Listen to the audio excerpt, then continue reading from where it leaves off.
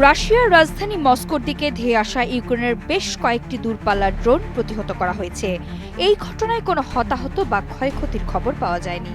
প্রায় ৪ বছর ধরে চলা সংঘাতে খবরটি কি খুব বড় কিছু? ঘটনার স্থানকাল পাত্র জানলে এর ভয়াবহতা বোঝা যাবে।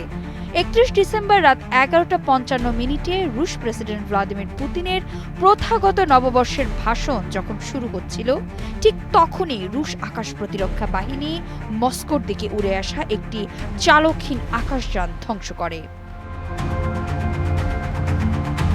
মাত্র একবার নয়, হামলা চালানো হয়েছে কয়েকবার। মধ্যরাতের কিছুক্ষণ পরে আরেকটি ড্রোন ভূপাতিত করা হয় এবং ১ জানুয়ারি রাত ২টা থেকে ভোর ৪টার মধ্যে আরও ৭টি ড্রোন প্রতিহত করে রাশিয়ান আকাশ প্রতিরক্ষা ব্যবস্থাগুলো।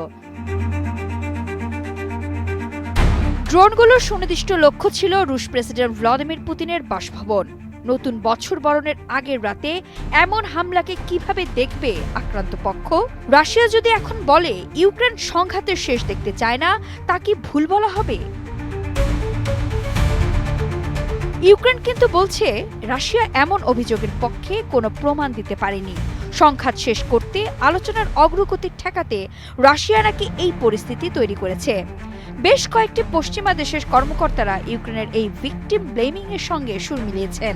রাশিয়ার দেয়া ঘটনার বর্ণনা নিয়ে তারা সন্দেহ তুলেছেন। আদৌ কোনো আক্রমণ হয়েছে কিনা তা নিয়েও তারা প্রশ্ন তুলেছেন।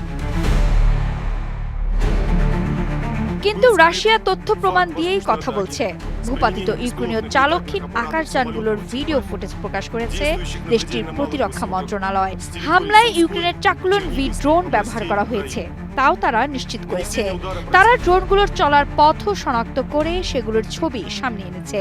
রাশিয়ার নভগোরদ অঞ্চলে পুতিনের বাসভবন লক্ষ্য করে হামলার বিশদ বিবরণ দিয়েছেন মেজর জেনারেল আলেকজান্ডার রোমানেনকভ। সতর্কতা হিসেবে দোমোদেদোভো বিমানবন্দরে বিমান চলাচল সাময়িকভাবে স্থগিত রাখা হয়। এর আগের দিনও মস্কোতে একই ধরনের একটি ড্রোন হামলার চেষ্টা চালানো হয়েছিল, যেখানে রুশ বিমান প্রতিরক্ষা বাহিনী অন্তত ২১টি ড্রোন ভূপাতিত করে বলে জানা গেছে। রাশিয়া জানিয়েছে ২৮ এবং ২৯ ডিসেম্বর রাতে ৯১টি চালকহীন আকাশযান ছুড়েছে ইউক্রেন। রুশ প্রতিরক্ষা মন্ত্রণালয়ের প্রকাশ করা মানচিত্রে ড্রোনগুলো ইউক্রেনের কোন কোন স্থান থেকে ছোড়া হয়েছিল তা দেখানো হয়েছে। ব্রায়ানস্ক, স্মোলেন্স্ক এবং ট্রোভার অঞ্চলের ভেতর দিয়ে সেগুলো রাশিয়ার নভগোরড অঞ্চলের দিকে উত্তরে উড়ে গিয়েছিল, তাও রাশিয়া জেনে গেছে।